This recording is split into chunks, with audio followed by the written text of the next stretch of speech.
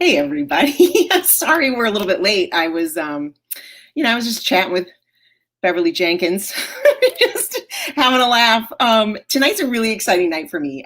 If you have been listening to any of these or listening to this on the podcast, I've said often and with great love that my first romance love is historical Westerns.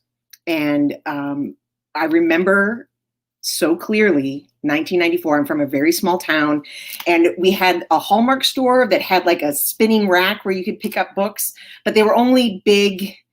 It was the like big blockbusters, not necessarily romance, but you have a lot of big blockbusters. And so if you wanted to get a romance, you had to drive to the college town that was about 30 minutes away, DeKalb, Illinois. Shout out Northern Illinois.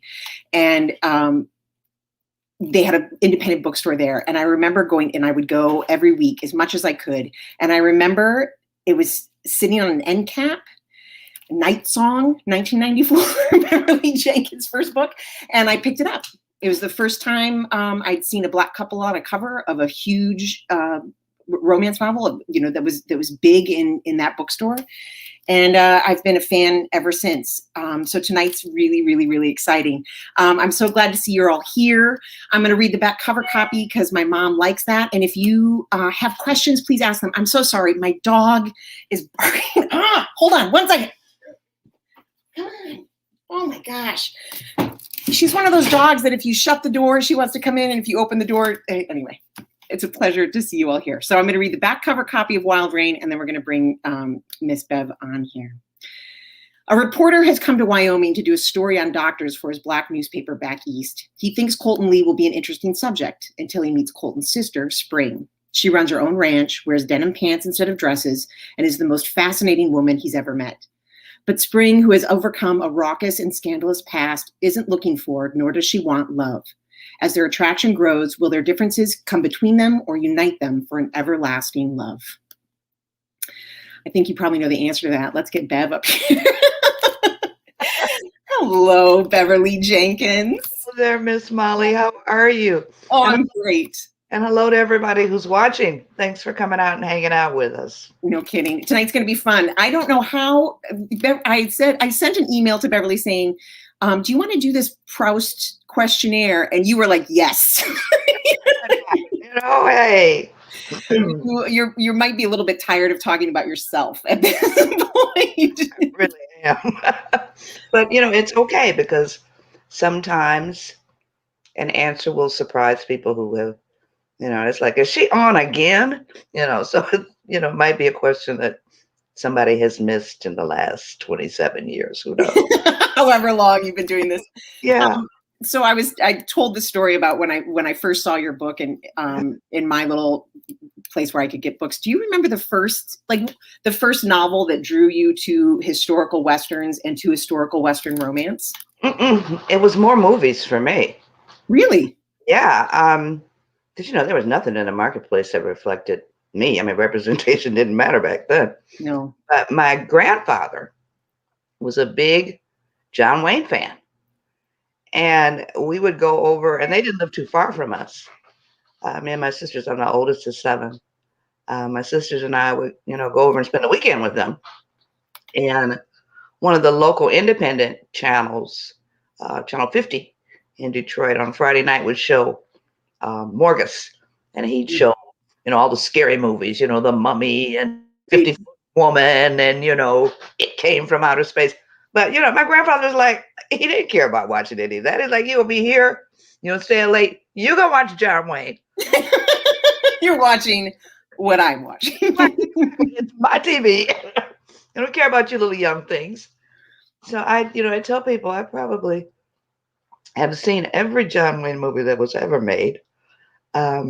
He called them shoot 'em ups. Mm-hmm.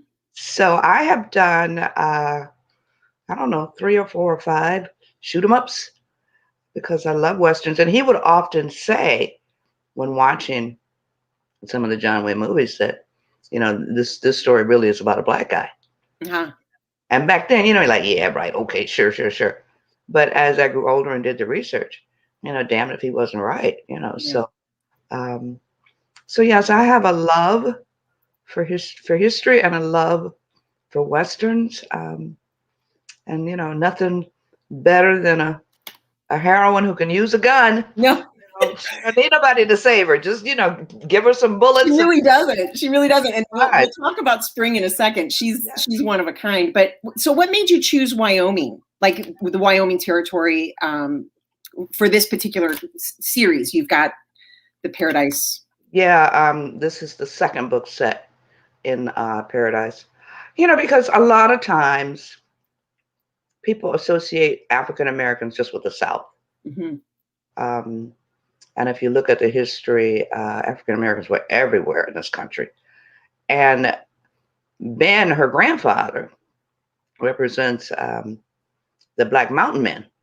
They were very, very prominent in that area during the early 1800s, mid 1800s. So a little bit of history and a little bit of, yeah, we were here too. Yeah. Do you, and then with the women being able to being allowed to vote, you know, is always some good history to put out there. So it's almost a shock when when I read that part that she was able to vote, that Black people were able to vote, and his shock, your hero's shock, like, yeah, you didn't get turned away. There was no trouble. Yeah. Do you feel often, and please correct me if I'm wrong, but these are not stories we hear, even not just in romance, but in Westerns. No. I mean, well, there's a lot of African American history that is not told. And it's not just African American history. I mean, we don't hear a lot about, you know, the Chinese contribution. We don't hear, you know, a lot about the Mexican contributions. Native American, you know, contributions. So in addition to telling the story of my people, you know, I'd like to thread the stories of the other marginalized folks too, because the more we know about each other, I think the better off this country would be. Right. So I'm just doing my little part. You really are. the whitewashing that John Wayne, that those Westerns did, it's, I mean, we all loved those. I mean, I loved Louis L'Amour. We all loved those movies, but it was a disservice. It was a terrible, terrible disservice I wish that we'd see more Westerns. Yeah. They, one of the movies, and I don't remember the name of it, Beckworth, Jim Beckworth, who discovered Beckworth Pass and was quite the character. Oh my God. In one of the John Wayne movies, he's a redheaded Irishman. And I'm like, really? No, come on now. He wasn't. He wasn't. Yeah. So one of the things that I love about your books, and I love to hear about how you look at research, is I love the broad scope research. So your hero in this book was a part of the U.S. Navy, which is a story we never hear, which was super fascinating. But then there's also like this moment where she has to have ice. And then you're like, well, I got to explain how this lady is. Yeah. You know, and being from Michigan, you know, and, you know, up here, they would just saw big pieces of ice out of the lakes and then drag it across ground and, you know, store it underground and, you know, throw hay over it or whatever you had. Cross their fingers. You know, and then close the door and hope that it, you know, lasted, you know, through at least till, you know, melting in June. But it was very common up here before they had ice houses and all of that. Are you researching all the time? Are you reading? Yeah, I'm always looking.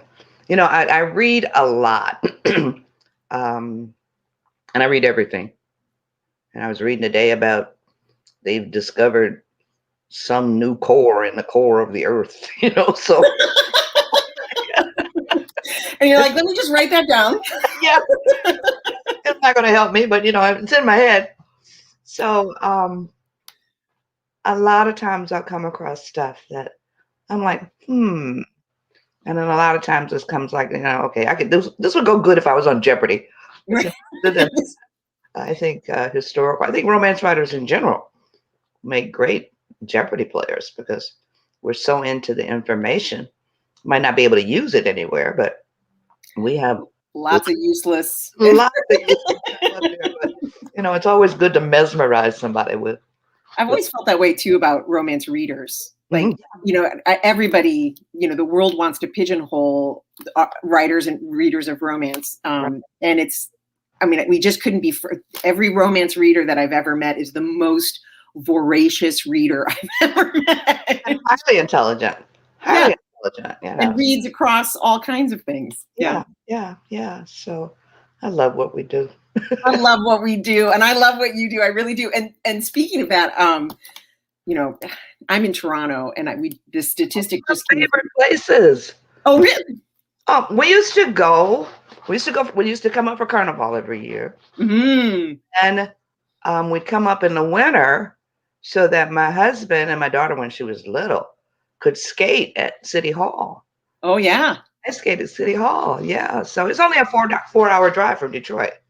So we hop in the car and, we did that probably 5 or 6 years while she was little, from the time she was 5 till maybe till she was 12 or so.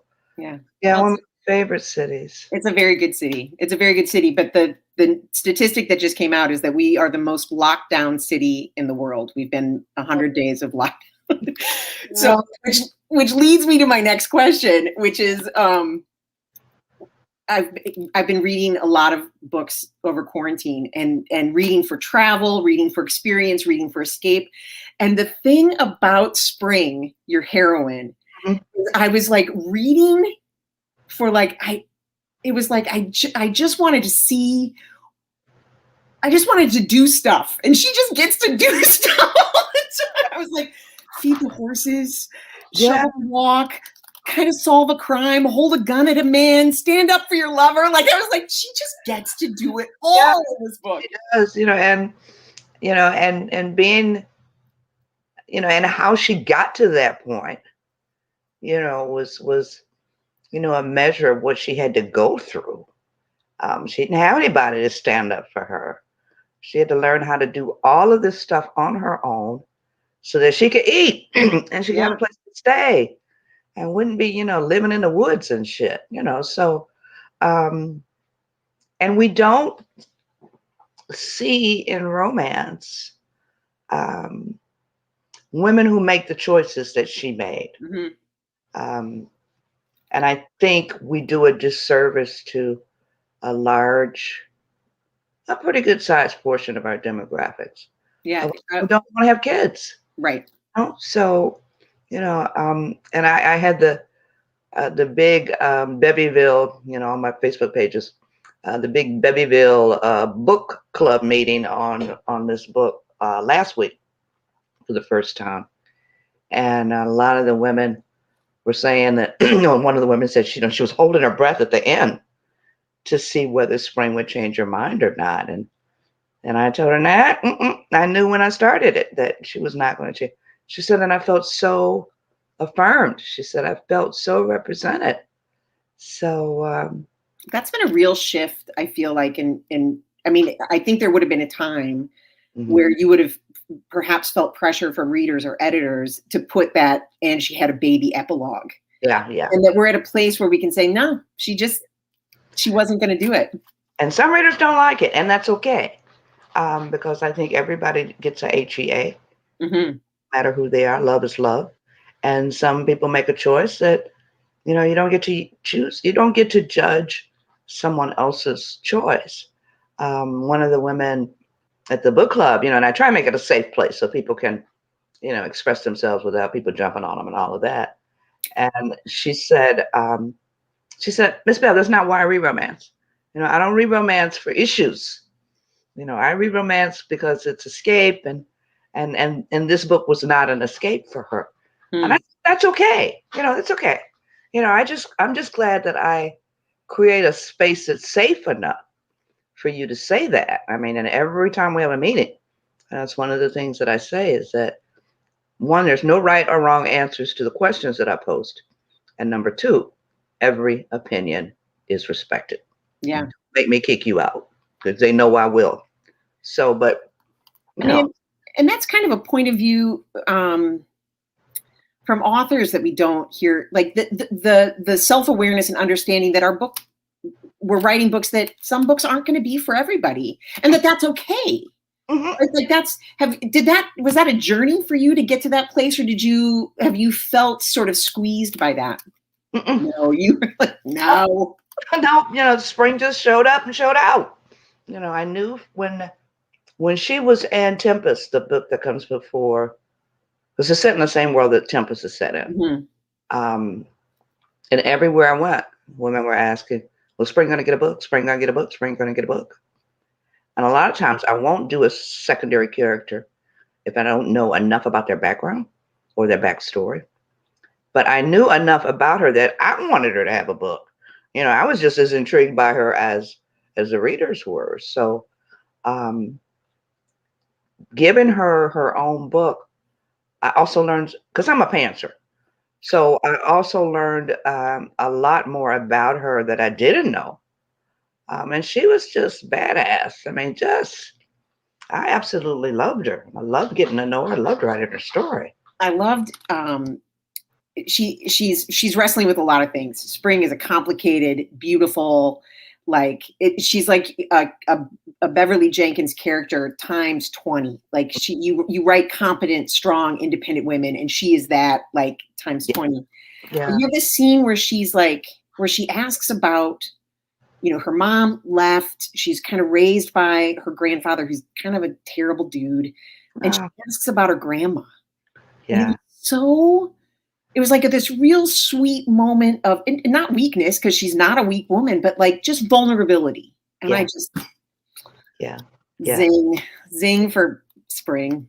Yeah, because we learn about what happened with the grandmother in Tempest. And Ben was such a terrible husband. Jesus. Yeah. Terrible grandfather. He was a terrible husband, and his wife just like, I'm out of here. Here's your baby. And I'm gone. So yeah, Spring had a lot of heartache in her life. And that toughness was there, but that vulnerability was under all of that toughness. Garrett was able to hook into that. 20 questions later, Garrett was able like, how many damn questions you gonna ask me? Stop it. I was watching an interview that you did where you were talking about how he surprised you, like, and he's not you're a Beverly Jenkins typical hero. He's not an alpha. He's, I in your author's note, you call him a cinnamon roll. In romance world, we would, he's a cinnamon roll, but not actually quite, maybe. Like, his self-awareness was so sexy and so strong. Yeah. When he says to the brother, he's like, do we have something? Is there something you want to say? Yep. Let's do this now so we can get this out of the way and move on. We have a relationship if we can. Yeah. Quite the guy. And I had no idea he was going to be that competent in the bedroom. Blew me away. I'm like, whoa, what are we doing here? Wait a minute. So, okay, you're a pantser. Yeah. So how long does it take you to write a book, and how much editing do you end up doing? Or do you go, like, how does it, tell me how it works for you, please. With this one, it was okay. It wasn't, if I'm starting with something entirely new, and I just have like a kernel of a story or a kernel of a character, I'm just throwing stuff up against the wall to see what sticks. I may spend, and I've said this before, I'm wandering around in the desert like Moses looking for the, for the promised land, looking for the pillar cloud. Just keep writing. Where's this going? People. Because in my mind, the characters know the story and I don't. And they will feed me stuff. And I did an interview with Sarah over at Smart Bitches. And I told her, I said, I have this idea that, my characters are sitting in a corner in my office and they're laughing at me because they know the story and I don't. And a lot of times they have surprised me and taking me places, and I'm like, whoa, whoa, whoa, whoa, wait, what are we doing here? Um, and I don't know the story. But with her, I knew enough about her where it wasn't, too much wandering. Mhm.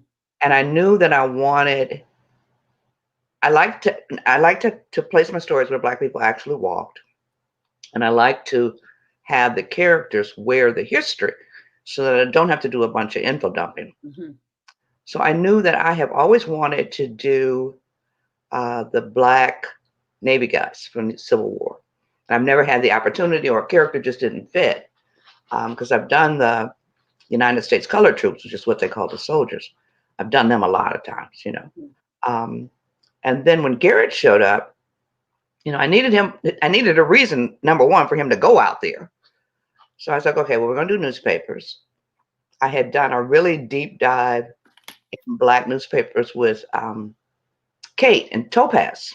Mhm. So, I didn't need to do as deep a thing with the papers with him, um, because I don't want to insult my readers. They've read Topaz. They know the history of the Black newspapers. But I needed him a reason. So okay, we're gonna make him a reporter. We're gonna send him out here, and then I could do the Navy history, because he needed a backstory, and so I used that to make the backstory for him.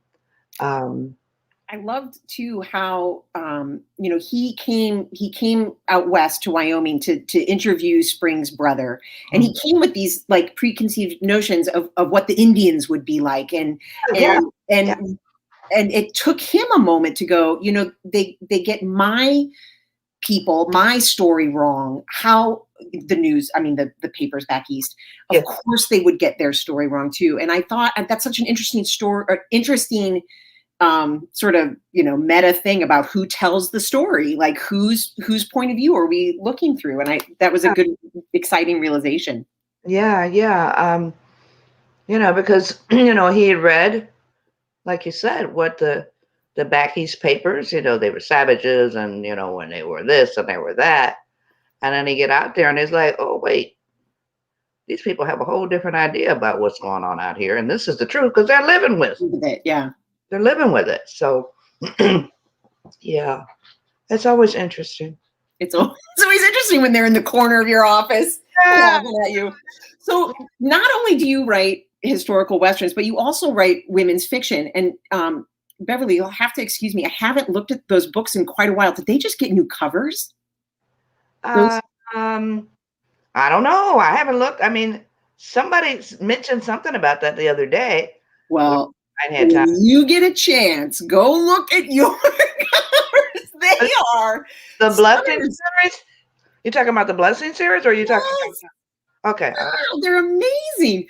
They are amazing. Please, everybody watching, go just click over and see what they are.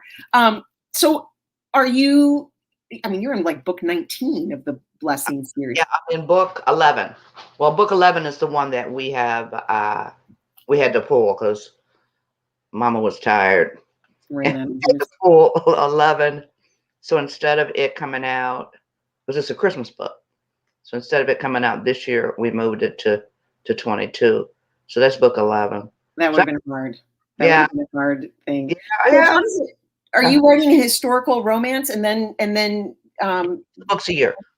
I'm doing one historical and one blessings book a year. My next historical, whoever the third woman is going to be in the Women Who Dare you series. don't know yet? Of course not. You're like, I have not had a minute to think, lady. But I don't even know my name. I don't even know what day it is. But I'm gonna hopefully next week start looking. I got a kernel in my head, but I don't know if that's the right kernel or not. But it's due in September, so I tell myself I have plenty of time. You got a little bit of time. I got a little bit of time. Take a Yeah, breather. Put your feet up. Get yeah, some stuff to watch on TV. yeah. And I don't do too much TV watching unless it's sports or something. But I have such a huge TBR. I just want to spend 2 weeks just doing nothing but putting my feet up, I planted like, I don't know, 10,000 bulbs in November, Oh, the wow. day before it started snowing. So, those are coming up. So I just want to sit, watch the beauty in my garden and do some reading. Do some reading. Do Yeah. some reading. Yeah. Okay, well, before I let you go sit in your garden and do some reading, we're going to do this Okay. Proust questionnaire. Are you ready? So the idea behind this is that you answer pretty quickly. Okay. Yeah. Okay. If I don't want to answer, I'll just say pass. Yes. Okay. I like that. You just say pass. Okay, ready? Right. What is your idea of perfect happiness? Peace, quiet. What is your greatest fear? Oh, greatest fear. Not meeting a deadline.